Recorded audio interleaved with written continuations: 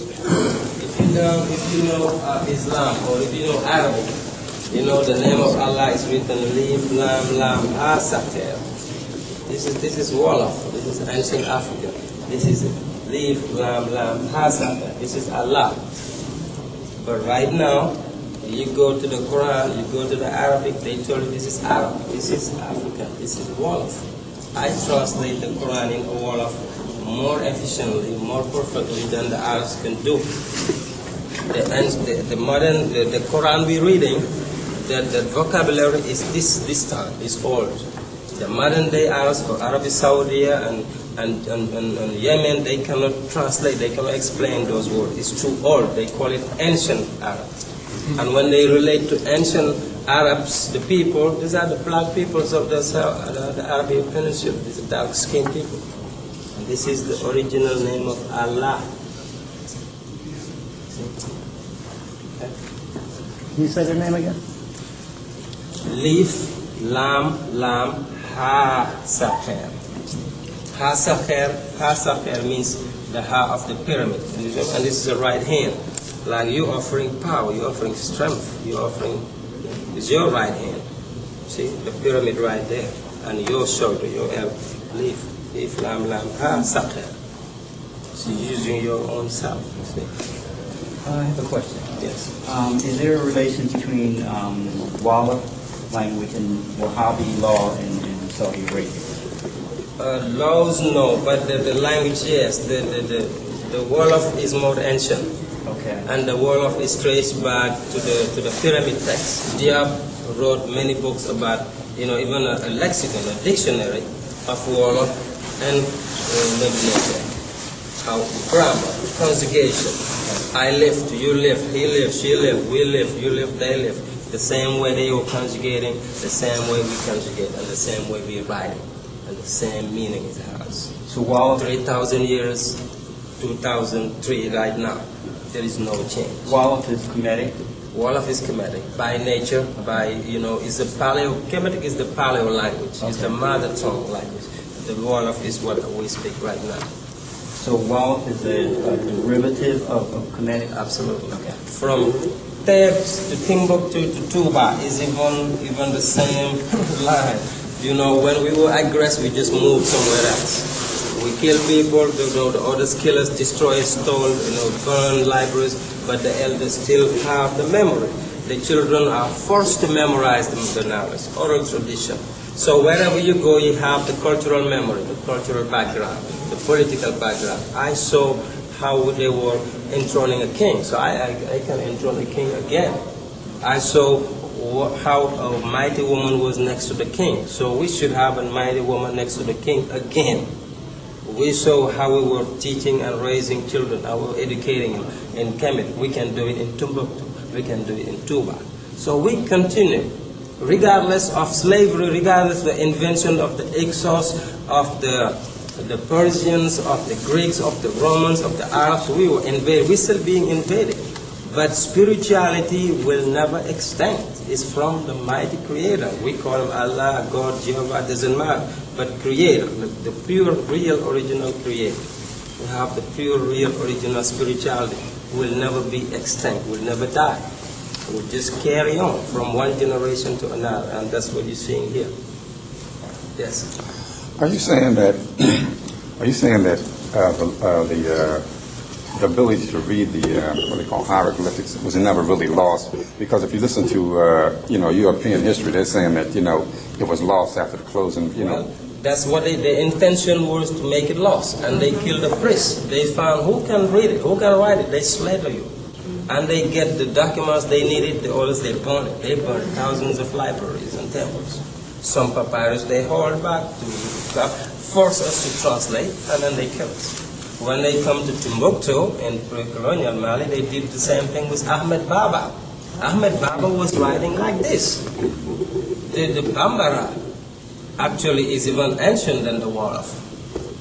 But back then, Mali, Ghana, Songhai was the same area. Senegal is very, very new. It's just a river. And this reminds me also of the Nile River. Whatever they do around the Senegal River, that's the same thing they were doing around the Nile River. But when they got Ahmed Baba, they made sure that the Moroccan army kidnapped him out of everybody. They killed everybody, said, don't touch him. They took him, make sure they forced him to write in their language, to translate books and books. After they don't need him, they think we have enough, they kill him. See? So, but right now there is an untouched city. In Touba, you go right now to Africa, Senegal, where I'm from, you see the biggest library in the whole world. And you don't see it in no textbooks. One man, one person, Sheikh Ahmed Bamba, wrote 15,000 pounds worth of paper. 15,000 pounds. And the French challenged him during the colonial time. There were 83 leaders there, like you know of Béhanzin, you know of Samori Touré, you know all those great leaders. They were all killed. They wanted to fight the French. The French were scared of the man-to-man combat. They tried it, they lost. So they stayed from the boat, started bombing them. And everybody died. But they couldn't touch Touba. They couldn't bomb it. Because the man said, you have a spiritual shield. You, no matter what you try, you cannot kill me. Let me demonstrate it. Take me everywhere you want. They took him into exile, 8 years to Gabon, 7 years to Mauritania. He came back more powerful and built a magnificent temple with stones just like this. Just like in Calimbra, right now in 2003. So that's why I want to go back and forth. I want you to know that history, just like Dr. Clark says, is the current time. Whatever we did 5,000 years ago, we can do 5,000 years later. Whatever was in the beginning will be at the end. So we got to be able to find something that can justify your history from the present time. If not, it's bending. The Greeks, the Romans, the Europeans are able to always go back to Greece and Rome. And right now, they can justify, explain everything. So we have to have that connection. It's Kemetic then, but it's Touba now. It's Timbuktu and Touba. We got to have the same things we're using, the bare feet, the making of ink, the scorching on the rocks. Everything is still alive. Okay, let's go quickly upstairs and hold this look. Just like in ancient Egypt. A brother like this, who is as good as any guide I've ever dealt with in Egypt. And he's explaining it to us from our own cultural perspective. So we really have a gold mine here. Yes, yes. Make me want to move to Philadelphia. Thank you. And this is as significant as the Sphinx. We're talking about the body of a lion, the head of a pharaoh. We got the body of a woman, the head of a lioness. Wherever you see a king, there is a queen. Wherever you see a queen, there is a king. It's a balanced family. That's why brother was saying we have to reconcile, reconnect the African family. We need to get married, stay married. I don't want to get to it, but we need to have families. We need to have male and female in the house so that the children feel comfortable and then continue that generation. This is where we get it from. And this is no pejorative when you see, woman's breast in Africa is okay. This is life. You're feeding, the children. You breastfeeding is okay. Woman in Africa, out of nowhere, the baby cried, they just breastfeed them. There's nothing, shameful to it. ISIS were doing it, Hathor were doing it, Hatshepsut were doing it. It's the life symbol, the Ankh, Ainiko, hey. When you translate it in Pula, Ainiko, hey. This is mean Ankh. But the Greeks, Napoleon and Champollion, didn't know how to read Pula or Wolof. They just used the abbreviation, the A, the N, the K, and the H. They say Ankh.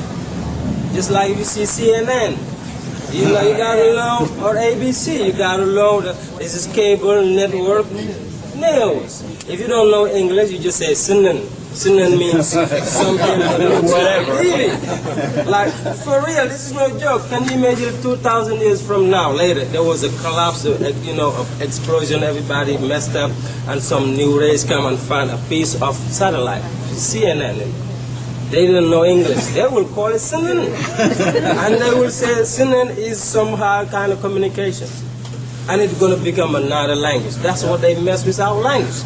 But if you learn our language, you can decipher word for word. Everything in the hieroglyphics or Mede Nature is abbreviation.